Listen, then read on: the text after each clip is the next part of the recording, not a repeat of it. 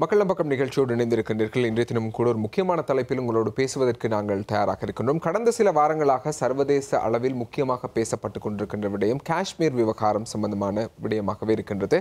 குறிப்பாக இந்தியா பாகிஸ்தானுக்கு இடையில் ஒரு போர் மூண்டு விடுமா என்ற அளவுக்கு பல்வேறுபட்ட கதையாடல்கள் சர்வதேச அரசியலில் ஒரு நீண்டு செல்கின்ற ஒரு விடயமாக இந்த விடயம் மாறி இருக்கின்றது. இந்த விவகாரம் சம்பந்தமாக ஒரு ஆழமான உரையாடலுக்கு செல்லலாம் என்று நினைக்கின்றோம். அதற்கு பொருத்தமான ஒருவரைத்தான் நாங்கள் நிகழ்ச்சிக்காக அழைத்து வந்திருக்கின்றோம். கொழும்பு பல்கலைக்கழகத்தின் விரிவுரையாளராக இருக்கின்ற கலாநிதி அசீஸ் அவர்கள் எங்களோடு இணைந்திருக்கிறார்கள். அன்போடு நிகழ்ச்சிக்குள்ள வரவேற்றுக் கொள்கிறோம். வணக்கம். அஸ்ஸலாமு அலைக்கும் வரஹ்மத்துல்லாஹி வபரகாத்துஹு. நிச்சயமாக அண்மைய நாட்களாக கடந்த சில வாரங்களாக இந்த காஷ்மீர் விவகாரம் என்பது மிகவும் பரபரப்பாக பேசப்பட்டு கொண்டிருக்கின்றது. சர்வதேச அரங்கில் மிக முக்கியமான உரையாடலாக மாறி இருக்கின்றது. நிறைய பேருக்கு இந்த காஷ்மீருடைய அமைவிடம், அந்த பிரதேசம் எவ்வாறு இருக்கின்றது என்ற நிறைய கேள்விகள் இருக்கின்றன. உண்மையில் அதன் அமைவிடம் சார்ந்த சில விடயங்களை நாங்கள் பேசிவிட்டு தொடர்ந்து அந்த பிரச்சனை சார்ந்து பேசுவோம். நிச்சயமாக காஷ்மீர் காலத்துக்கேற்ற சிறந்த நன்கு வடிவமைக்கப்பட்ட ஒரு தலைப்பு. முதலில் யூடிவிக்கு எனது நன்றியை தெரிவித்துக் கொள்கின்றேன். சரியான சந்தர்ப்பத்தில் என்னை அழைத்து இந்த தலைப்பு பற்றி உரையாட அழைப்பதற்காக. உண்மையில் காஷ்மீரை பொறுத்தவரையில் நான் நினைக்கின்றேன், அநேகமான வரலாற்று ஆசிரியர்கள், அநேகமான அரசியல் விமர்சகர்கள் காஷ்மீரினுடைய வரலாற்றை பற்றி பேசுவதாக இருந்தால் 1947 அக்டோபர் 26 பின்னரான வரலாற்றை பற்றி பேசுகின்றார்கள் ஒழிய அதற்கு முன்னைய காலத்தை பற்றி பேசுவது சற்று குறைவாகவே காணப்படுகின்றது. ஆகவே காஷ்மீருடைய வரலாற்றை சற்று பேசலாம் என்று நினைக்கின்றேன். முதலில் சுமார் 4000 வருட கால எழுதப்பட்ட வரலாற்றை கொண்ட ஒரு பிரதேசம்தான் இந்த காஷ்மீர். 2,22,600 சதுர கிலோமீட்டர் பரப்பு. இன்னும் ஒரு முறையில் சொல்லுவோமாக இருந்தால் இலங்கை போன்று சுமார் 3 மடங்கு பெரிய ஒரு பிரதேசம். இதன் அமைவிடத்தை நீங்கள் பார்ப்பீர்களாக இருந்தால் இந்தியாவிற்கு வடக்கேயும் பாகிஸ்தானிற்கு மேற்கேயும் ஆப்கானிஸ்தான் மற்றும் சைனா போன்ற நாடுகளை எல்லைகளாக கொண்ட ஒரு பிரதேசம். அநேகமான பிரதேசம் காஷ்மீரில் மலைப்பாங்கான பிரதேசத்தை கொண்ட ஒரு நாடு தான், ஒரு யூனியன் பிரதேசம்தான் இந்த காஷ்மீர். இது ஆரம்பத்தில் பௌத்தர்களுடைய ஆட்சியின் கீழும், அதன் பின்னால் இந்துக்களினுடைய ஆட்சியின் கீழும், அதன் பின்னால் முகலாய பேரரசில் காணப்பட்ட அநேகமான முஸ்லீம் மன்னர்கள் சுமார் 200 வருட காலங்கள் 15ஆம் நூற்றாண்டிலிருந்து 17ஆம் நூற்றாண்டு வரையான காலப்பகுதியில் முகலாயர்களுடைய ஆட்சியின் கீழ் இருந்தது. அதன் பின்னால் முகலாயர்களிடமிருந்து ஆப்கானிஸ்தானுடைய ஆட்சியின் கீழ் இது கொண்டு வரப்படுகின்றது. ஆப்கானிஸ்தானிடமிருந்து இது சீக்கிய மன்னர்களினால், சீக்கிய அரசர்களினால் இந்த பிரதேசம் கைப்பற்றப்பட்டு அவர்களுடைய ஆட்சியின் கீழ் இருக்கின்றது. சீக்கியர்களிடமிருந்து இது பிரித்தானியருடைய கைவசமாகின்றது, குறிப்பாக கிழக்கிந்திய கம்பெனி கைவசமாகின்றது. அதன் பின்னால் பிரித்தானியர்கள் என்ன செய்கின்றார்கள் என்று சொன்னால், நான் நினைக்கின்றேன் 1846ஆம் ஆண்டு ட்ரீட்டி ஆஃப் லாகூர் என்ற உடன்படிக்கையினூடாக இந்த காஷ்மீர் பிரதேசத்தை டோக்ரா என்ற இனத்திற்கு, அதாவது இந்துக்களை மையப்படுத்திய இந்த இனத்திற்கு இந்த காஷ்மீர் பிரதேசத்தை விலைக்கு விட்டு விடுகின்றார்கள். நான் நினைக்கின்றேன் அப்போது 750 சுமார் 7.5 லட்சம் அமெரிக்க டாலர் 1846ஆம் ஆண்டு இந்த பிரதேசத்தை, காஷ்மீர் பிரதேசத்தை டோக்ரா டைனாஸ்டிக்கு விற்று விடுகின்றார்கள். அதன் பின்னால் பல மன்னர்கள், ஆரம்ப மன்னராக குலாப் சிங், அதன் பின்னால் பல மன்னர்கள் ஆட்சி செய்து கொண்டிருந்த பிரதேசம்தான் காஷ்மீரில். சனத்தொகை பரம்பலை நீங்கள் எடுத்து பார்ப்பீர்களாக இருந்தால் சுமார் 90% அல்லது 92% மக்கள் முஸ்லீம்கள், 4 அல்லது 5% மக்கள் இந்துக்கள், 2% மக்கள் சீக்கியர்கள் அல்லது ஜைனிசம் என்று சொல்வார்கள். அதே மாதிரி ஒரு சிறிய அளவானவர்கள் பௌத்தர்களும் இருக்கின்றார்கள். இதுதான் சனத்தொகை பரம்பல் அல்லது மத ரீதியான பரம்பல். மொழிகளை பார்ப்பீர்களாக இருந்தால் உருது, ஹிந்தி, அதே மாதிரி பஞ்சாபி, மராட்டி போன்ற பல மொழிகள், பல கலாச்சாரங்களை கொண்ட ஒரு அழகிய பிரதேசம் காஷ்மீர். ஐரோப்பாவிற்கு ரீதியாக ரொம்பவே அழகான இடம். ஐரோப்பாவிற்கு எவ்வாறு சுவிட்சர்லாந்து ஒரு சொர்க்கமோ அதுபோன்று தென்னாசியாவிற்குரிய சொர்க்கமாக வரலாற்று ஆசிரியர்களால் அடையாளப்படுத்தப்பட்ட பிரதேசம் தான் இந்த காஷ்மீர் பிரதேசம். நிச்சயமாக இப்படியான ஒரு வரலாற்று பின்புலத்தோடு இவ்வளவு அழகான பிரதேசத்தில் ஏன் இந்த பிரச்சனை தொடராக என்பதுதான் மிகப்பெரிய கேள்வியாக இருக்கின்றது. உண்மையில் இது தற்போது இந்தியாவின் எல்லை பகுதிக்குள்ளே தான் காஷ்மீர் இருக்கின்றது. இந்த நிலையில் தொடராக நாங்கள் வரலாறு நெடுகிலும் பார்க்கும்போது தொடர் பிரச்சனைகள் இந்த காஷ்மீருக்குள்ளே இருந்து கொண்டே இருக்கின்றது. இதற்கான காரணம் என்ன? நிச்சயமாக நான் நினைக்கின்றேன், எப்போது இந்தியாவிற்கும் பாகிஸ்தானுக்கும் சுதந்திரத்தை கொடுத்து 2 நாடுகளையும் பெரிய பிரித்தானியா பிரித்து விட்டதோ அன்றே இந்த நாடுகள் மீண்டும் தங்களுக்குள் அடிபட வேண்டும் என்ற ஒரு நோக்கத்தை, அதை நாம் சொல்லுவோம் பிரித்தாளும் தந்திரம், டிவைட் அண்ட் ரூல் பாலிசி. இதுதான் இந்த மேற்கத்திய அல்லது காலனித்துவ நாடுகளினுடைய பிரதான பாலிசியாக காணப்பட்டது. எங்கே அவர்கள் செல்கின்றார்களோ செல்லுகின்ற நாடுகளில் எல்லாம் அவர்கள் பயன்படுத்துகின்ற ஒரு யுக்தி தான் இந்த டிவைட் அண்ட் ரூல் பாலிசி. அதை இங்கேயும் பயன்படுத்தினார்கள் துரதிர்ஷ்டவசமாக. 1947 ஆண்டு ஆகஸ்ட் 15 இந்தியாவிற்கு சுதந்திரம் கிடைக்கின்றது. அதையடுத்து பாகிஸ்தானுக்கு சுதந்திரம் கிடைக்கின்றது மறுநாள். அதிலிருந்து 2 மாதம் கழித்து 1947 அக்டோபர் 26 காஷ்மீரை ஒரு தனியான யூனியனாக, தனியான ஒரு அலகாக இவர்கள் பிரித்து விட்டு செல்கின்றார்கள். அப்போது காஷ்மீருக்கு இருந்த ஒரே சாய்ஸ், அதாவது நீங்கள் விரும்பினால் பாகிஸ்தானுடன் சேர்ந்து விடலாம், நீங்கள் விரும்பினால் இந்தியாவுடன் சேர்ந்து விடலாம். ஆகவே உங்களை நாங்கள் தனியாக ஒரு தனியான அலகாக பிரித்து விடுகின்றோம் என்று பிரித்துவிட்டு பிரித்தானியர்கள் சென்று விட்டார்கள். துரதிர்ஷ்டவசமாக பிரிவடைந்து 2 அல்லது 3 மாதங்களிற்குள் இரு நாடுகளுமே முட்டி மோதிக்கொள்ளுகின்ற ஒரு யுத்தத்திற்கு செல்லுகின்ற ஒரு இக்கட்டான நிலைக்கு தள்ளப்பட்டது. காரணம், பாகிஸ்தானுடைய பார்வையில் நாம் இந்த காஷ்மீர் பிரதேசத்தை பார்ப்போமா இருந்தால், காஷ்மீரின் நான் ஏற்கனவே கூறியிருந்தது போன்று 190% மக்கள் முஸ்லீம்கள். ஆகவே பாகிஸ்தான் தொடர்ச்சியாக அன்றிலிருந்து இன்று வரை சொல்லி வருகின்ற ஒரு குற்றச்சாட்டு, முஸ்லீம்கள் அதிகமாக மெஜாரிட்டியாக இருக்கின்ற இந்த காஷ்மீர் பிரதேசம் தன்னுடைய கட்டுப்பாட்டிற்கு கொண்டு வரப்பட வேண்டும் என்று பாகிஸ்தான் அன்று தொடக்கம் இன்று வரை சொல்லி வருகின்றது. அதே நேரம் இந்தியாவினுடைய பார்வையில் நாம் பார்ப்போமா இருந்தால், அந்த காஷ்மீர் பிரதேசத்தினுடைய ஆட்சி அதிகாரங்கள் ஒரு இந்து சமூகத்திற்கு அல்லது டோக்ரா என்று அழைக்கப்படுகின்ற அந்த குறிப்பிட்ட அரச குடும்பத்திற்கு அது உரித்துடையதாக இருப்பதன் காரணமாக அவர்கள் இந்தியாவுடன் செய்து கொள்ளப்பட்ட உடன்படிக்கையின் பிரகாரம் அது இந்தியாவினுடைய ஆட்சிக்கு கீழ், அதை பாதுகாப்பது இந்தியாவின் கடமை என்று இந்தியா தொடர்ச்சியாக வாதிட்டு வருகின்றது. ஆரம்பத்தில் இருந்தே பாகிஸ்தானுக்கு எப்படியும் காஷ்மீரை தன்னுடைய கட்டுப்பாட்டிற்கு கொண்டு வர வேண்டும் என்பதில் பாகிஸ்தான் மிக உறுதியாக இருந்தது. அதற்காக வேண்டி அவர்கள் என்ன செய்தார்கள், சில படையெடுப்புகளை அல்லது எல்லையோர பிரதேசத்தில் இருந்த கிராமங்களில் சில பிரச்சனைகளை தூண்டிவிட்டார்கள். அந்த பிரச்சனைகள் எவ்வாறு தோற்றம் பெற்றது என்று சொன்னால், ஆட்சியில் இருந்த குலாப் சிங் அந்த மன்னர் என்ன செய்தார் என்று சொன்னால், தன்னுடைய ஆட்சியை நிலைநிறுத்துவதற்காக வேண்டியும் தன்னுடைய ஆட்சியை தொடர்ச்சியாக கொண்டு செல்வதற்காக வேண்டியும் மக்களை படிப்பறிவில் மிகவும் பின்தங்கிய நிலையில் அவர் வைத்திருப்பதற்கு முயற்சி செய்தார். 1947 ஆண்டு கருத்து கணிப்பின்படி காஷ்மீரினுடைய எழுத்தறிவியத்தை நீங்கள் பார்ப்பீர்களாக இருந்தால் வெறும் 16%. தற்போது நிறைய மாற்றங்கள் வந்திருக்கின்றது, ஆனால் அப்போது காலகட்டத்தில் 16% தான் காணப்பட்டது. ஆகவே என்ன செய்தார், சில பிரச்சனைகளை பாகிஸ்தான் காஷ்மீரினுடைய எல்லை கிராமங்களிலே ஏற்படுத்தியது. அதன் ஊடாக மத்திய அரசாங்கத்துக்கு நெருக்கடி கொடுத்து தன்னுடைய படையை கொஞ்சம் கொஞ்சமாக காஷ்மீருக்குள் உள்வாங்க செய்தது. எப்போது பாகிஸ்தான் படை காஷ்மீருக்குள் உள்வரத் தொடங்குகின்றதோ, எப்போது குலாப் சிங் பாகிஸ்தான் இராணுவத்தினால் பிரச்சனைகளை எதிர்நோக்குகின்றாரோ, அப்போது அவர் என்ன செய்கின்றார், இந்தியாவிடம் உதவி கோருகின்றார். ஆட்சியில் இருந்த அப்போதைய பிரதமர் ஜவஹர்லால் நேரு சொல்லுகின்றார், காஷ்மீரை நான் பாதுகாக்க வேண்டுமாக இருந்தால், காஷ்மீருக்கு அடைக்கலம் கொடுக்க வேண்டுமாக இருந்தால், பாகிஸ்தானிடமிருந்து காஷ்மீரை பாதுகாக்க வேண்டுமாக இருந்தால், நீங்கள் என்னுடன் ஒரு ஒப்பந்தம் ஒன்று கைச்சாத்திட வேண்டும். அந்த ஒப்பந்தம் என்ன சொல்லுகின்றது என்று சொன்னால், காஷ்மீர் இந்தியாவில் ஒரு பகுதி, இந்த பகுதிக்கு பாதுகாப்பு, இந்த பகுதிக்குரிய அனைத்து பிரச்சனைகளையும் தீர்க்கின்ற பொறுப்பு இந்தியாவிடம் இருக்கின்றது என்ற உத்தரவாதத்தின் பேரில் ஒரு ஒப்பந்தம் ஒன்று கைச்சாத்திடப்படுகின்றது. எப்போது ஒப்பந்தம் கைச்சாத்திடப்படுகின்றதோ மறுகணமே பாகிஸ்தான் போர்க்கொடி தூக்குகின்றது. பெரும்பான்மையான முஸ்லிம்கள் இருக்கின்ற இந்த பிரதேசத்தில் எவ்வாறு இந்த 5 விதமான ஆட்சி செய்கின்ற இந்த எலிட்ஸ், உயர்குலாம் மக்களினுடைய எந்த விதமான கருத்து கணிப்பிடும் இன்றி இந்தியாவுடன் இதை சேர்த்துக்கொள்வதற்கு இவர்கள் உடன்படுவார்கள், இது முற்றிலும் ஏற்றுக்கொள்ள முடியாத ஒன்று. ஆகவே இந்த ஒப்பந்தத்தை நாம் ஏற்றுக்கொள்ள மாட்டோம், நிச்சயமாக காஷ்மீர் ஒரு ரெஃபரண்டம் அல்லது மக்கள் வாக்கெடுப்பு ஒன்றுக்கு செல்ல வேண்டும் என்று சொல்லி அழுத்தத்தை கொடுத்து தன்னுடைய படைகளை காஷ்மீருக்குள் அனுப்புகின்றது. எப்போது பாகிஸ்தான் படை உள்ளே வருகின்றதோ உடனே இந்தியா என்ன செய்கின்றது, தன்னுடைய படையும் உள்ளே அனுப்புகின்றது. 2 படைகளும் போர் தொடுக்கின்றன. அதன் விளைவு காஷ்மீர் 2ஆக உடைகின்றது. இதுதான் முதலாக காஷ்மீர் 2ஆக உடைகின்றது 1948 ஆண்டு. நிச்சயமாக இப்படித்தான் காஷ்மீருக்குள்ளே இந்த பிரச்சனை ஆரம்பமாகின்றது. இதன் போக்கு எவ்வாறு அமைந்தது, அதற்கு பின்னால் இருக்கின்ற அரசியல் நகர்வுகள் எப்படி இருந்தன என்பது சம்பந்தமாக இன்னும் விரிவாக பேச நாங்கள் தயாராக இருக்கின்றோம். தொடர்ந்து நிகழ்ச்சியோடு இணைந்திருங்க.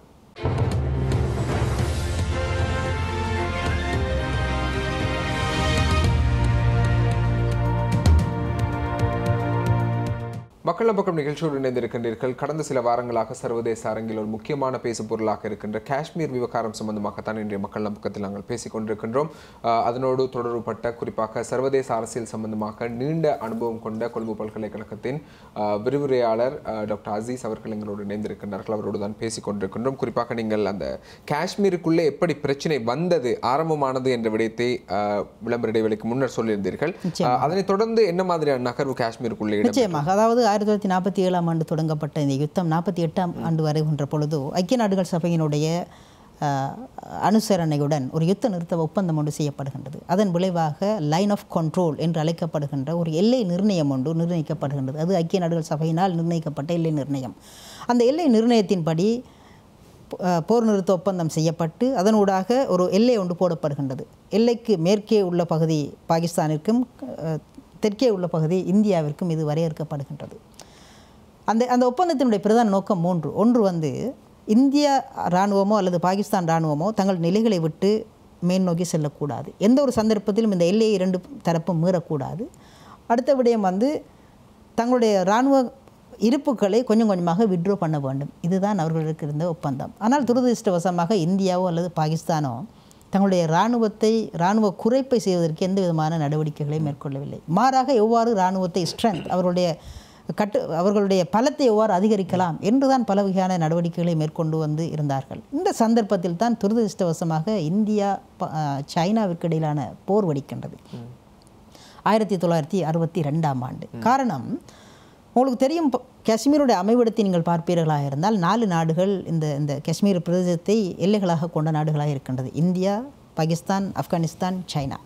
சைனா என்ன செய்யுது என்று சொன்னால், சீனா இந்தியாவினுடைய போர்டர்ஸ், காஷ்மீருக்கு இருக்கின்ற போர்டரில் சில ஏற்பட்ட பிரச்சனைகள் காரணமாக இந்தியாவுடன் போர் தொடுத்து கொஞ்சம் கொஞ்சமாக காஷ்மீர் பகுதிகளுக்குள் வர தழுவுகின்றது.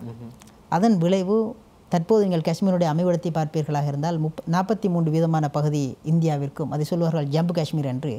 37% பகுதி பாகிஸ்தானிற்கும், அதை சொல்வார்கள் ஆசாத் காஷ்மீர் என்றும். 20% பகுதி சீனாவிற்கும், அதை சொல்வார்கள் அக்ஷய் சின் என்று. ஆகவே நீங்கள் காஷ்மீர் படத்தை பார்ப்பீர்களாக இருந்தால் இந்த பகுதி சீனாவினால் உள்வாங்கப்படுகின்றது. அதே நேரம் சீனா உள்ளே வந்ததன் பின்னால் பாகிஸ்தான் என்ன செய்கின்றது, சீனாவை தன்னுடைய நண்பனாக உருவாக்கி கொண்டு சீனா ஊடாக இந்தியாவை எவ்வாறு தோற்கடிக்கலாம் என்பதில் பாகிஸ்தான் சில வியூகங்களை மேற்கொள்கின்றது. அதற்கு பிரதி உபகாரமாக தனக்கு உரிய ஒரு பகுதியை, காஷ்மீரை பாகிஸ்தான் என்ன செய்கின்றது என்று சொன்னால் சீனாவிற்கு தாரை வார்த்து கொடுக்கின்றது. இதையும் நீங்கள் வைத்துக் கொள்கின்றீர்கள் என்று. காரணம், சீனாவினுடைய வருகை பாகிஸ்தானிற்கு இந்தியாவுடன் போட்டி போடுவதற்கு அல்லது இந்தியாவுடன் சண்டை பிடிப்பதற்கு ஒரு சாதகமான நிலையை உண்டு பண்ணும் என்பதுதான் சர்வதேச அரசியலில் பாகிஸ்தானுடைய கணிப்பாக இருந்தது. ஆகவே 1962ஆம் ஆண்டு இந்தியாவிற்கும் சீனாவுக்கும் ஏற்பட்ட யுத்தத்தில் இந்தியா படுதோல்வி அடைகின்றது. அதைத் தொடர்ந்து 20% காஷ்மீர் பகுதி சீனாவிற்கு போகின்றது. இதற்கு பதிலடி கொடுக்க வேண்டும் என்று இந்தியா தொடர்ச்சியான பல முயற்சிகளை மேற்கொண்டு வருகின்றது. இதற்கு கொடுத்த பதிலடி தான் கிழக்கு பாகிஸ்தானை மேற்கு பாகிஸ்தானிலிருந்து பிரித்தது. 1971ஆம் ஆண்டு பங்களாதேஷ், பாகிஸ்தான் ரெண்டும் ஒன்றாக இருந்தது. ஆகவே மேற்கில் இருந்த பங்களாதேஷும் மேற்கில் இருந்த பாகிஸ்தானும் கிழக்கில் இருந்த பங்களாதேசத்தையும் இந்தியா என்ன செய்கின்றது, பாகிஸ்தானுடைய பலத்தை குறைப்பதற்காக வேண்டி பங்களாதேஷை ஒரு தனி நாடாக பிரிவினைப்படுத்தி அதற்கு பூரண ஆதரவையும் இந்தியா வழங்குகின்றது. நான் நினைக்கின்றேன் 1962ஆம் ஆண்டு சீனாவிற்கு பாகிஸ்தான் உதவி செய்து எவ்வாறு இந்தியாவை வீழ்த்துவதற்கு முனைந்ததோ அதே போன்று அதற்கு பதிலடி கொடுக்கின்ற முகமாகத்தான் 1971ஆம் ஆண்டு பங்களாதேசத்தில் புரட்சியை ஏற்படுத்தி அதனூடாக பங்களாதேசத்தை ஒரு தனி நாடாக பிரகடனப்படுத்துவதற்கு இந்தியா நேரடியாகவே தன்னுடைய இராணுவத்தை அனுப்பியிருந்தது. நான் நினைக்கிறேன் இந்த புரட்சியின் போது சுமார் 1 லட்சம் பாகிஸ்தான் இராணுவ வீரர்கள் இந்தியாவினால் சிறைபிடிக்கப்பட்டார்கள். பாகிஸ்தானுக்கு பெரிய ஒரு வீழ்ச்சி. இதைத் தொடர்ந்து இந்த 2 நாடுகளுமே ஒரு பக்கம் பாகிஸ்தான் சீனாவினுடைய ஆதரவை பெற்றுக்கொண்டு எவ்வாறு இந்தியாவை வீழ்த்துவது, இந்தியா, ரஷ்யா மற்றும் அமெரிக்கா நாடுகளுடைய ஆதரவை பெற்றுக்கொண்டு எவ்வாறு பாகிஸ்தானை வீழ்த்துவது. உண்மையில் காஷ்மீரை பொறுத்தவரையில் காஷ்மீர் என்பது இந்தியா, பாகிஸ்தான் 2 நாடுகளுக்கும் இடையில் தங்களுடைய இராணுவ பலத்தை பரீட்சித்து பார்க்கின்ற ஒரு கூடமாக, ஒரு பரிசோதனை கூடமாகத்தான் பயன்படுத்தப்படுகின்றது. இதைத் தொடர்ந்து 1999ஆம் ஆண்டு நடக்கின்ற அடுத்த யுத்தம் தான் கார்கில் யுத்தம். கார்கில் போரில் நீங்கள் பார்ப்பீர்களாக இருந்தால் நான் நினைக்கின்றேன் அதாவது இந்த எல்லை பிரதேசத்தில் இருக்கின்ற ஒரு மாவட்டம் தான் கார்கில் மாவட்டம். இந்திய இராணுவம் முன்னோக்கி செல்லுகின்றது, பாகிஸ்தான் இராணுவமும் அந்த எல்லையை தாண்டுகின்றது. அங்கே ஒரு போராட்டம். அதன் பின்னால் 2015ஆம் ஆண்டு நடைபெற்ற இன்னும் ஒரு யுத்தம். அதன் பின்னால் 2019ஆம் ஆண்டு பிப்ரவரி 14ஆம் தேதி அண்மையில் நடைபெற்ற இந்த புல்வாமா தாக்குதல்.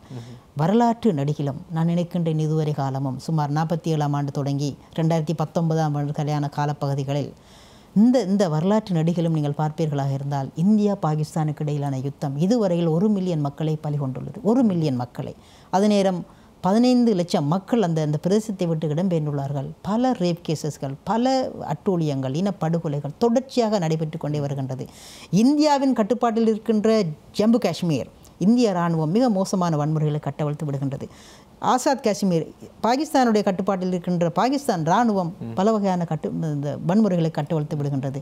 ஒட்டு மொத்தத்தில் காஷ்மீர் மக்கள் சின்ன பின்னப்பட்டு 2 நாடுகளுடைய இராணுவ நெருக்குதலுக்கு உட்படுத்தப்பட்டு மிகவும் மோசமான, மிகவும் இக்கட்டான ஒரு துயர் நிறைந்த வாழ்க்கை வாழ்ந்து கொண்டிருக்கின்றது தான் வரலாறு. மிகவும் சோகமான ஒரு சம்பவமாகவே காணப்படுகின்றது. நிச்சயமாக நாடுகள் பல மோதிக்கொள்வதற்காக இங்கே இடையில் சிறைப்பட்டு கிடக்கின்ற ஒரு நாடாக தாங்கள் காஷ்மீரை பார்க்க வேண்டியிருக்கின்றது. இவர்களுடைய போர்க்களமாக இந்த இடத்தை பயன்படுத்தி கொண்டிருக்கின்றார்கள். அதில் வாழ்கின்ற மக்கள் பல்வேறுபட்ட பிரச்சனைகளுக்கு தொடராக முகம் கொடுத்து கொண்டிருக்கின்றார்கள். எனவே இந்த விவகாரங்களுக்கான காரணம் என்ன, இதில் இருக்கின்ற பின்புல அரசியல் என்ன மாதிரியாக இருக்கின்றது என்பது சம்பந்தமாக இன்னும் ஆழமாக விரிவாக பேச நாங்கள் தயாராக இருக்கின்றோம். தொடர்ந்து நிகழ்ச்சியோடு இணைந்திருக்கிறோம்.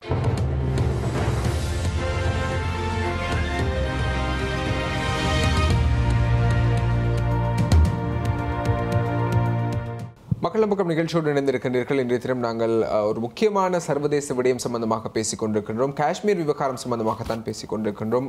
கடந்த பிப்ரவரி மாதம் 14ஆம் தேதி புல்வாமா தாக்குதல் இடம்பெற்றது. அதனைத் தொடர்ந்து இந்தியா பாகிஸ்தான் யுத்தம் ஒன்று மூண்டு விடுமா என்ற கேள்வி எழுப்பும் வகையில் பல சம்பவங்கள் இடம்பெற்றன. இதனைத் தொடர்ந்து இதற்கு பின்னால் இருக்கின்ற அரசியல் விவகாரம் என்ன, சர்வதேச அரசியல் எனப்படும் போது அதற்கு பின்னால் நிறைய நகர்வுகள் இருக்கின்றன, அதற்கு பின்னால் நிறைய அரசியல்கள் இருக்கின்றன. அது பற்றி ஆழமாக பேச வேண்டியிருக்கின்றது. அந்த அடிப்படையில் அதற்கு பொருத்தமான ஒருவரோடு தான் நாங்கள் இன்றைய தினம் பேசிக் கொண்டிருக்கின்றோம். கொழும்பு பல்கலைக்கழகத்தின் விரிவுரையாளராக இருக்கின்ற கலாநிதி அசீஸ் அவர்களோடு பேசிக் கொண்டிருக்கின்றோம். நாங்கள் ஏற்கனவே நீங்கள் சொல்லியிருந்தீர்கள் இந்தியாவும் பாகிஸ்தான் அதே நேரம் சைனா ஆகிய 3 நாடுகளும் இந்த இடத்தை காஷ்மீர் என்கின்ற இடத்தின் மீது ஒரு கண்ணை வைத்திருக்கின்றது. அவர்களுடைய ஆதிக்கத்தை செலுத்த வேண்டும் என்ற ஒரு தேவையோடு இருக்கின்றார்கள். அதற்கான முயற்சிகளில் ஈடுபட்டு இதற்கான காரணம் என்ன? நிச்சயமாக காஷ்மீர் பிரதேசத்தை எடுத்து பார்ப்பீர்களாக இருந்தால் நான் நினைக்கின்ற நிலப்பரப்பில் மிகப்பெரிய ஒரு பிரதேசம். அநேகமான ஆய்வாளர்களுடைய கருத்தின்படி சில வேளைகளில் இந்த பிரதேசத்தில் தங்கம் இருக்கலாம் அல்லது பல இயற்கை வளங்கள் இருக்கலாம். ஆனால் இதுவரையில் எதுவுமே கண்டுபிடிக்கப்படவில்லை. ஆகவே இவ்வாறான ஒரு பிரதேசத்தை தங்களுடைய கட்டுப்பாட்டிற்குள் கொண்டு வருவதில் இந்த 3 நாடுகளும் முழு முயற்சியில் ஈடுபட்டிருக்கின்றது. யார் முதலில் இந்த பிரதேசத்தை கைப்பற்றுகிறார்களோ அவர்கள்தான் இந்த பிரதேசத்தை ஆட்சி அல்லது இந்த பிரதேசத்தில் இருக்கின்ற சகல வளங்களையும் கைப்பற்றுவதற்காக வேண்டி ஒருவர் போட்டி போட்டுக் கொண்டிருக்கின்றார்கள். இரண்டாவது விடயம் நீர்வளம். உண்மையில் நீங்கள் பார்ப்பீர்களாக இருந்தால் இந்தியாவும் பாகிஸ்தானும் காஷ்மீரை தங்களுடைய கட்டுப்பாட்டிற்குள் கொண்டு வருவதற்குரிய பிரதான காரணம் காஷ்மீருடைய அமைவிடம் இமயமலையினுடைய அடிவாரம். ஆகவே அநேகமான நதிகள் இமயமலையில் ஊற்றெடுத்து வருகின்ற நினைக்கின்ற 4 அல்லது 5 நதிகள். உதாரணமாக இந்து நதி சேனம், இன்னும் 1-2 நதிகள். இந்த நதிகள் எல்லாம் இந்து நதி இமயமலையில் ஊற்றெடுத்து காஷ்மீர் ஊடாக இந்தியாவிற்கும் பாகிஸ்தானுக்கும் செல்லுகின்றது. ஆகவே காஷ்மீரை யார் கட்டுப்பாட்டுக்குள் வைத்திருக்கின்றார்களோ இந்த நீர்வளம் ஒன்றில் பாகிஸ்தானுக்கு அல்லது இந்தியாவிற்கு என்ற நிலைமை கொண்டு வருகின்றது. ஆகவே இந்தியா உங்களுக்கு தெரியும், உத்தரப்பிரதேசம், மத்திய பிரதேசம், அதே மாதிரி டெல்லி போன்ற பிரதேசங்கள் வறட்சியினால் இருக்கின்ற பிரதேசங்கள். ஆகவே தங்களுக்கு தேவையான நீர் வளங்களை பெற்றுக்கொள்வதற்காக வேண்டி காஷ்மீர் ஊடாக வருகின்ற நதிகளினுடைய நீரை பெறுவதற்கு அவர்களுக்கு காஷ்மீர் தங்களுடைய கட்டுப்பாட்டில் இருக்க வேண்டும் என்பது மிக முக்கியமான ஒன்றாக காணப்படுது. அதே மாதிரி தான் பாகிஸ்தானிற்கும். இரண்டாவது விடயம் மத ரீதியான விடயம். ஒன்று பாகிஸ்தான் காஷ்மீரில் முஸ்லீம்கள் பெரும்பான்மை இருப்பதன் காரணமாக தங்களுடைய கட்டுப்பாட்டிற்கு இருக்க வேண்டும் என்று பாகிஸ்தான் விரும்புகின்றது. அதே நேரம் இந்துக்கள் ஆட்சி அதிகாரத்தில் இருப்பதன் காரணமாக காஷ்மீரை தங்களுடைய கட்டுப்பாட்டிற்குள் வைத்திருக்க வேண்டும் என்று இந்தியா விரும்புகின்றது. இதை தவிரவும் சில வரலாற்று ரீதியான மத ஸ்தலங்கள் காஷ்மீரிலே காணப்படுகின்றது. அது முஸ்லீம் மத ஸ்தலங்களும் காணப்படுகின்றது, அதே மாதிரி இந்துக்களுடைய மத ஸ்தலங்களும் காணப்படுகின்றது. ஆகவே இந்த மத ஸ்தலங்களை தங்களுடைய கட்டுப்பாட்டிற்குள் கொண்டு வைத்திருக்க வேண்டும் என்ற விடயத்தில் இந்தியா ஒரு புறமும் மறுபுறம் பாகிஸ்தானும் தொடர்ச்சியாக போட்டி போட்டு கொண்டிருக்கின்றது. அதே நேரம் அமைவிடத்தை நீங்கள் பார்ப்பீர்களாக இருந்தால் இந்தியாவினுடைய வடக்கு பகுதிக்கு ஒரு பஃபர் சோன் போன்று தான் இந்த காஷ்மீர் பிரதேசம் காணப்படுகின்றது. ஆகவே இந்த பஃபர் சோன் இந்த தடுப்பு அரணை சரியான முறையில் பாதுகாப்பு பலப்படுத்தப்படவில்லை என்று சொன்னால் எதிர்காலத்தில் எந்த வகையான வெளிநாட்டு அச்சுறுத்தல்கள் நேரடியான மறைமுகமான இந்தியாவிற்கு வரக்கூடும் என்ற ஒரு அச்சுறுத்தல் இந்தியாவிற்கு காணப்படுகின்றது. ஆகவே தன்னுடைய உள்நாட்டு பாதுகாப்பை தேசிய பாதுகாப்பை உறுதிப்படுத்துவதற்காக வேண்டி காஷ்மீர் பிரதேசத்தை தங்களுடைய கட்டுப்பாட்டிற்கு வைத்திருந்தால் அதனூடாக வெளிநாட்டு அச்சுறுத்தல்களிலிருந்து தங்களை பாதுகாத்துக் கொள்ளலாம் என்று இந்தியா ஒரு வகையான வாதத்தை முன்வைத்து காஷ்மீரை தன்னுடைய கட்டுப்பாட்டிற்கு கொண்டு வைத்திருக்கின்றது. அதே நேரம் இன்னும் ஒரு விடயம் இந்தியாவுடைய சிறப்பில் சொல்லுகின்றது என்று சொன்னால் அநேகமான டெரரிஸ்ட் குரூப்ஸ் பாகிஸ்தானை மையமாகவும் ஆப்கானிஸ்தான் மையமாகவும் வைத்து இயங்குகின்ற குரூப்புகள் இந்த பிரதேசத்தில் இருக்கின்றதன் காரணமாக இவை தங்களுடைய கட்டுப்பாட்டிற்குள் இருக்குமாக இருந்தால் அவர்களுடைய நடவடிக்கைகள் இந்தியாவிற்கு அல்லது கிழத்திய நாடுகளுக்கு வருவது தவிர்க்கப்பட முடியும் என்று கூட இந்தியா தன்னுடைய பிரதிவாதங்களை முன்வைக்கின்றது. அதே மாதிரி பாகிஸ்தான் தரப்பிலும் பல வகையான குற்றச்சாட்டுக்களை பாகிஸ்தான் இந்தியாவுக்கு எதிராக முன்வைக்கின்றது. அதாவது குலாப் சிங்குடன் செய்து கொள்ளப்பட்ட ஒப்பந்தம் எந்த விதத்தில் ஏற்றுக்கொள்ளப்பட முடியாத ஒப்பந்தம். ஆகவே காஷ்மீரை அவர்களுடைய ஆட்சியின் கீழ் விட்டுவிட வேண்டும் என்று இந்தியா தொடர்ச்சியாக வலியுறுத்தி வருகின்றது. இது தவிரவும் இந்தியா பாகிஸ்தான் இரு நாடுகள் மோதிக்கொள்வதை தவிரவும் தற்போது நான் நினைக்கின்றேன் ஒரு 1970ஆம் ஆண்டு அதாவது பங்களாதேஷினுடைய பிரிவினையின் பின்னால் இரண்டு நாடுகளும் தங்களை எவ்வாறு வளப்படுத்திக் கொள்ளலாம் பலப்படுத்திக் கொள்ளலாம் என்பதில் தீவிரமாக யோசித்ததன் விளைவுதான் அணு ஆயுத பரம்பல். நான் நினைக்கிறேன் 1976ஆம் ஆண்டு இந்தியா தன்னை ஒரு அணு ஆயுத நாடாக அல்லது வல்லரசாக பிரகடனப்படுத்தி 2 அல்லது 3 ஆண்டுகளில் பாகிஸ்தானையும் தன்னை ஒரு அணு ஆயுத வல்லரசாக பலப்படுத்தி கொண்டுள்ளது. ஆகவே இரண்டு நாடுகளும் நான் நினைக்கின்றேன் அணு ஆயுத பரம்பல் அல்லது அணு ஆயுத சக்தியை கொண்ட நாடுகள். ஏதாவது எதிர்காலத்தில் ஒரு பிரச்சனைகள் வெடிக்குமாக இருந்தால் யுத்தம் ஒன்று மூலமாக இருந்தால் நான் நினைக்கின்றேன் இரு அணு ஆயுத நாடுகள் மோதிக்கொள்ளுகின்ற பட்சத்தில் அது ஒரு 3ஆம் உலக யுத்தத்திற்கு வழிவகுக்கும். சில வேளைகளில் அதுதான் இந்த உலகத்தினுடைய அழிவிற்கே வடிவமைத்து விடும் கூட என்று நான் நினைக்கின்றேன். நிச்சயமாக இப்படியான ஒரு பாரிய பிரச்சனையை நோக்கி நகர்கின்ற விடயமாகத்தான் நாங்கள் இதனை பார்க்க வேண்டி இருக்கின்றது. ஒரு 3ஆம் உலக போர் ஏற்பட்டு விடுமா என்ற கேள்வி எழுப்பும் அளவுக்கு இந்த பிரச்சனை நீண்டு செல்கிறது. ஆகவே இந்த சர்வதேச அரசியல் சம்பந்தமாக வெறுமனே சம்பவங்களை மாத்திரம் மையப்படுத்தி எங்களால் பேசிவிட முடியாது, சம்பவங்களை மாத்திரம் பார்த்து எங்களால் கதைக்க முடியாது. அதற்கு பின்னால் இருக்கின்ற நுண் அரசியல் சம்பந்தமாகவும் சர்வதேச அரசியல் போக்கு சம்பந்தமாகவும் தெளிவாகவும் விரிவாகவும் நாங்கள் புரிந்து கொள்ள வேண்டிய தேவைப்பாடு இருக்கின்றது. அந்த அடிப்படையில் தான் இன்றைய மக்கள் நம் பக்கம் நிகழ்ச்சியில் நாங்கள் இந்த விடயம் சம்பந்தமாக விரிவாக பேசிக் கொண்டிருக்கின்றோம். தொடர்ந்து நிகழ்ச்சியோடு இணைந்திருங்கள். இன்னும் நிறைய விடயங்களை நாங்கள் பேசுவோம்.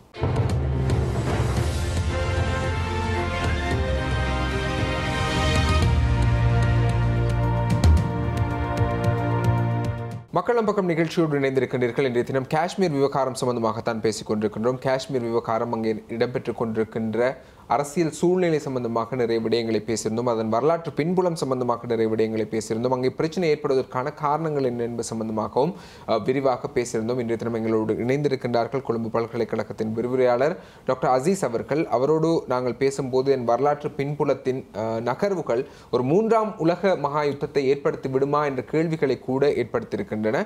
உண்மையில் இப்படியான ஒரு போக்குக்கு மத்தியில் 2019ஆம் ஆண்டு பிப்ரவரி மாதம் 14ஆம் தேதி இடம்பெற்ற அந்த புல்வாமா தாக்குதல் அதன் பின்னணி சம்பந்தமாகவும் அதே நேரம் புதிதாக பாகிஸ்தானின் பிரதமராக வந்த இம்ரான் கானாக இருக்கட்டும், இந்தியாவின் பிரதமர் நரேந்திர மோடியாக இருக்கட்டும், இவர்களுடைய அரசியல் நகர்வுகளுக்குள்ளே இந்த புல்வாமா தாக்குதல் எப்படி தாக்கம் செலுத்தியிருக்கின்றது? நிச்சயமாக நான் நினைக்கின்றேன் 2 பெரும் தலைவர்கள், உலக அரசியல் தலைவர்கள், ஒருபுறம் பாகிஸ்தானிற்கு அண்மையில் தெரிவு செய்யப்பட்ட புதிய பிரதமர் பல அதிரடியான நடவடிக்கைகளை தன்னுடைய ஆட்சியை பொறுப்பேற்றதிலிருந்து தொடர்ச்சியாக செய்து கொண்டு வருகின்றார்.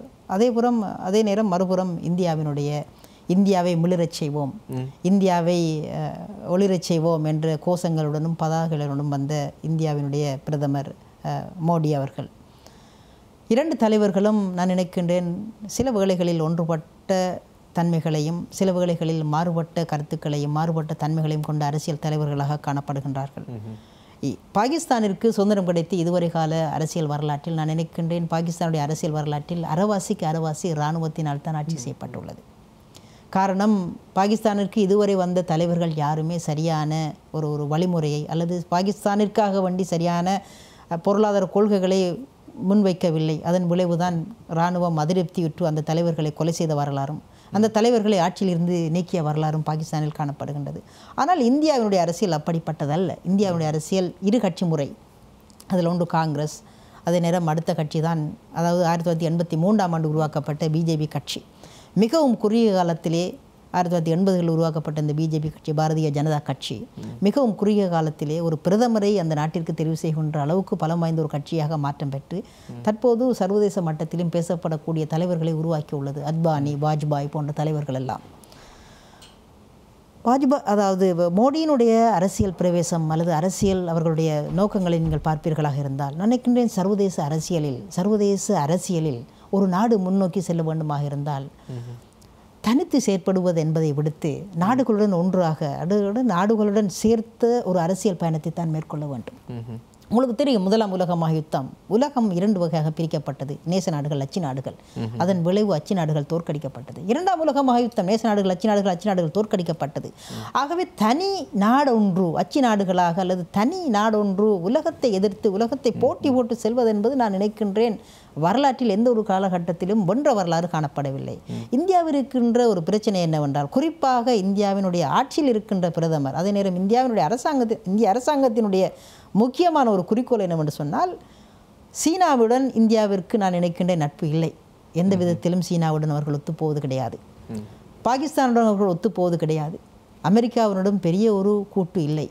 ஆகவே எந்த ஒரு நாட்டினுடையும் பெரிய ஒரு ஒத்துழைப்போ அல்லது பெரிய ஒரு கூட்டு இந்தியாவுக்கு இல்லை. ஆகவே தனித்து தங்களுடைய பொருளாதார கொள்கையும் அரசியல் கொள்கையையும் முன்வைக்கி சொல்வது தான் அவர்கள் இருக்கின்ற முயற்சியாக காணப்படும். சர்வதேச நாடுகளோடு ஒற்றுமை இல்லை என்பது மோடியின் வருகைக்கு பின்னரா அல்லது வரலாறு நெடுகிலும் அப்படித்தான் இருந்திருக்கின்றார்களா? வரலாறு நெடுகிலும் இல்லை.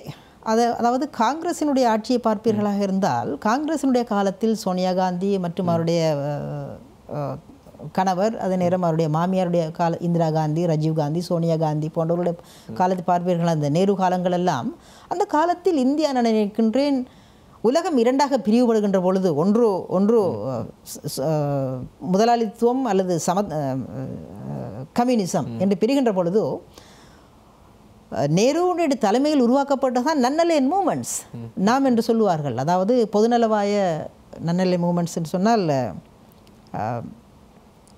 ஒரு தனியான அணி, சுமார் 53க்கும் மேற்பட்ட நாடுகளை கொண்ட ஒரு அணி ஆரம்பத்தில் இருந்துச்சு. இப்போது நினைக்கிறேன் 100க்கும் மேற்பட்ட நம்பர்ஸ்களை கொண்ட அணி அது. ஆகவே இவர்கள் ஆரம்பத்தில் இந்த காங்கிரஸ் கட்சி நெருங்கிய தொடர்பை கொண்டிருந்தார்கள் வெளிநாடுகளுடன். ஆனால் பாரதிய ஜனதா கட்சி, பிஜேபியினுடைய கொள்கை நான் நினைக்கின்றேன் காங்கிரஸிலிருந்து சற்று வேறுபட்டு தனியாக தங்களுக்கென்று சில தனித்துவத்தை உருவாக்கி அதனூடாக முன்னேறுவதற்கு இவர்கள் முயற்சி செய்கின்றார்கள். ஆனால் இப்போது உலகம் ஒரு உலகமயமாக்கம், குளோபலைஸ்டு வேர்ல்டு. இந்த உலகமயமாக்கத்தில் தனியாக போட்டி போட்டு முன்னுக்கு வருவது என்பது நான் நினைக்கிறேன் மிகவும் கடினமான ஒரு விடயம். இந்த விடயத்தில் பாகிஸ்தான் சற்று வித்தியாசமாக, ஒருபுறம் சீனாவுடன் தங்களுடைய மிகவும் வலுவான பொருளாதார கொள்கையை உருவாக்கி கொண்டு செல்கின்றது, மறுபுறம் அமெரிக்காவுடனும் ஏதோ ஒரு வகையில் சில விடயங்களில் வேற்றுமைகள் இருந்தாலும் ஒரு வகையில் இராணுவ ரீதியில் சில விடயங்களில் அவர்கள் ஒத்துப்போகின்றார்கள். அது மாத்திரமல்ல, பாகிஸ்தானில் இருக்கின்ற பிரதான சவாலாக நான் எதிர்பார்க்கின்றேன் என்று சொன்னால், பொருளாதாரத்தில் அந்த நாடு மிகவும் நலிவடைந்து விட்டது. ஆகவே இந்த நாட்டை, இதுவரையும் ஊழல் நிறைந்த ஆட்சி தான் பாகிஸ்தானில் காணப்பட்டது. ஊழலிருந்து விடுபட்டு அந்த நாட்டை பொருளாதார ரீதியில் அபிவிருத்தி செய்ய வேண்டுமாக இருந்தால் பல தடைகள் பாகிஸ்தானுக்கு காணப்படுகின்றது. இந்த தடைகளை உடைத்தெறிவதற்காக வேண்டித்தான் இம்ரான்கான் அண்மையில் சவுதியினுடைய மன்னர் இளவரசர் சல்மான் அவர்களை அந்த நாட்டிற்கே வரவழைத்து அங்கே $20 பில்லியன் சவுதி அரேபியா பாகிஸ்தானுக்கு வழங்குவதாக வாக்குறுதி அளித்திருக்கின்றது. பாகிஸ்தான் இருக்கின்ற ஒரே ஒரு சவால், சேலஞ்ச் என்னவென்று சொன்னால், பொருளாதாரத்தில் எவ்வாறு பாகிஸ்தானை கட்டி எழுப்புவது என்பதுதான் இம்ரான்கான் இருக்கின்ற சவால். மோடியினுடைய சவால் என்னவென்று சொன்னால், அடுத்த அரசியலில், அடுத்த தேர்தலில் எவ்வாறு தான் வெற்றி வருவது. ஒரு தலைவர் அந்த நாட்டினுடைய பொருளாதாரத்தை முன்னெடுக்கின்றார், அடுத்த தலைவர் அடுத்த தேர்தலை இலக்கு வைத்து எவ்வாறு அடுத்த தேர்தலில் வெற்றி பெறலாம் என்று முயற்சி செய்து கொண்டிருக்கின்றனர். நிச்சயமாக இப்படியான அரசியல் நகர்வுகள் தான் இருக்கின்றன. சர்வதேச அரசியல் நகர்வுகள், அதே நேரம் அரசு தலைவர்களுடைய அரசியல் நகர்வுகள் என 2 முக்கியமான விடயங்களை நாங்கள் அதற்குள்ளே வைத்து பார்க்க வேண்டியிருக்கின்றது. இந்த 2 தேவைகளுக்காகவும் அரங்கேற்றப்பட்ட விடயமா இந்த புல்வாமா தாக்குதல் என்ற ஒரு கேள்வியும் இந்த இடத்திலே எழுப்ப வேண்டியிருக்கின்றது. அதே நேரம் முக்கியமாக இம்ரான்கான் அவர்களுடைய அந்த செயற்பாடு, இந்திய விமானி அவர்களுடைய எல்லை பகுதிக்குள் கைது செய்யப்படுகின்றார், ஆனால் விடுதலை செய்யப்படுகின்றார், அந்த அவருடைய செயற்பாடு, இந்த விடயங்களை நீங்கள் எப்படி பார்க்கின்றீர்கள்? நான் நினைக்கின்றேன் அரசியலில் இம்ரான்கான் புதிய முகமாக இருந்தாலும் அரசியலில் அவருடைய காலம் மிக குறுகியதாக இருந்தாலும் அவருடைய சில நடவடிக்கைகள் வெரி மெச்சுவர்ட், ஒரு நீண்ட ஒரு புலமைத்துவத்தை வெளிப்படுத்துகின்றது. உலக அரசியல் தலைவர்கள் கூட இம்ரான்கானுடைய அரசியல் நடவடிக்கைகளை பார்த்து சற்று தங்களையும் தயார்படுத்தி கொள்ள வேண்டிய ஒரு நிலைக்கு தள்ளப்பட்டிருக்கின்றார்கள். நிறைய நல்ல விடயங்களை அவர் செய்து கொள்கின்றார். அதாவது தூர நோக்கு சிந்தனை. யுத்தம் என்பது, யுத்தத்தை ஏற்படுத்துவது மிக இலகுவான காரியம். ஆனால் யுத்தம் எப்போதுமே அழிவை தரக்கூடிய ஒன்று. ஆகவே அழிவிலிருந்து மக்களை எவ்வாறு பாதுகாக்கலாம், எவ்வாறு தடுத்து நிறுத்தலாம் என்பதில் தலைவர்கள் முன்னோக்க வேண்டியது தான் நான் நினைக்கின்றேன் காலத்தின் தேவை. அதை இம்ரான்கான் சரியாக செய்கின்றார் என்றுதான் என்னுடைய தனிப்பட்ட தாழ்வான கருத்தாக காணப்படுகின்றது. கைது செய்யப்பட்ட இந்திய விமானி, போர் விமானி கைது செய்யப்பட்டு 2 நாட்களில் எந்த விதமான பிரச்சனைகளும் இன்றி விடுதலை செய்யப்படுகின்றார். மனிதாபிமான ரீதியில் நான் நினைக்கின்றேன் சில வேளைகளில் பாகிஸ்தான் அந்த விமானியை விடுதலை செய்யாமல் இருந்திருந்தால் இன்று ஒரு பாரிய யுத்தம் நடந்து முடிந்திருக்கும். 2 நாடுகளும் நான் ஏற்கனவே குறிப்பிட்டிருந்தேன் அணு ஆயுத நாடுகள். 1945ஆம் ஆண்டு ஆகஸ்ட் 7ஆம் தேதி ஜப்பானில் போடப்பட்ட அந்த ஒரு அணுகுண்டு சுமார் 60,000 மக்களை கொன்றது. ஒரு அணுகுண்டு. இப்போது இருக்கின்ற அணுகுண்டினுடைய அல்லது அணுவினுடைய பலம் என்னவென்று சொன்னால் அதை போன்று 1000 மடங்கு பலம் வாய்ந்தது. 60,000 மக்களை கொன்ற ஒரு அணுகுண்டு இப்போது நான் நினைக்கின்றேன் எத்தனையோ கோடிக்கணக்கான மக்களை ஒரு குண்டே கொன்றுவிடும். ஆகவே ஓரிரு குண்டுகள் போதும், ஓரிரு அணு ஆயுதங்கள் போதும் இந்தியா, பாகிஸ்தான் இந்த தென்னாசியா பிரதேசத்தையே இல்லாமல் செய்வதற்கு. 2 எரிமலைகள் வெடிக்கின்ற பொழுது அந்த வெடிக்கின்ற எரிமலைகளுடைய புகைகளும் துகள்களும் பல மைல்களுக்கு அப்பால் செல்லும் என்பதுதான் யதார்த்தம். ஆகவே யுத்தம் காஷ்மீரில் வெடிக்கலாம், ஆனால் இலங்கைக்கும் மாலத்தீவுக்கும் இன்னும் பல நாடுகளுக்கும் அதனுடைய விளைவு நேரடி மறைமுகம் தொடர்ச்சியாக இருந்து கொண்டிருக்கும். நிச்சயமாக சர்வதேச உலகம் இன்று சமாதானத்தை நோக்கி நகர வேண்டிய காலமாக இருக்கின்றது. ஆனால் யார் பலமானவர், யார் பலசாலி என்ற விடயத்தை காட்டுவதற்காகத்தான் இவர்கள் ஆயுதங்களை மையப்படுத்தி முயற்சித்துக் கொண்டிருக்கின்றார்கள். ஆகவே இந்த சர்வதேச அரசியல் சம்பந்தமாக நாங்கள் சரியாக புரிந்து கொள்ள வேண்டும், அதன் ஆழ அகலங்களை நாங்கள் சரியாக புரிந்து கொள்ள வேண்டும். அந்த அடிப்படையில் தான் இந்த காஷ்மீர் விவகாரம் சம்பந்தமான ஒரு அரசியல் சார்ந்து ஒரு சர்வதேச அரசியல் பின்புலம் பற்றி ஒரு ஆழமான ஒரு உரையாடலை நாங்கள் இன்றைய தினம் உங்களுக்காக வழங்கியிருந்தோம். நாங்கள் வழங்கிய விடயங்கள் உங்களுக்கு பயனுடையவையாகவும் அதே நேரம் இந்த காஷ்மீர் விவகாரத்தை ஒரு புதிய கோணத்தில் பார்ப்பதற்கான ஒரு தளமாகவும் அமைந்திருக்கும் என்ற நம்பிக்கை எங்களுக்கு இருக்கின்றது. அந்த விடயங்களை எங்களோடு பகிர்ந்து கொண்ட கொழும்பு பல்கலைக்கழகத்தின் விரிவுரையாளர் டாக்டர் அசீஸ் அவர்களுக்கு எங்களுடைய மனமார்ந்த நன்றிகள். நன்றி, வணக்கம், அஸ்ஸலாமு அலைக்கும். மீண்டும் ஒரு மக்கள் பக்கம் நிகழ்ச்சியில் உங்கள் அனைவரையும் சந்திக்கும் வரை இந்த நிகழ்ச்சியிலிருந்து விடைபெற்றுக் கொள்கிறோம். மீண்டும் ஒரு நிகழ்ச்சியில் சந்திக்கலாம். நன்றி, வணக்கம்.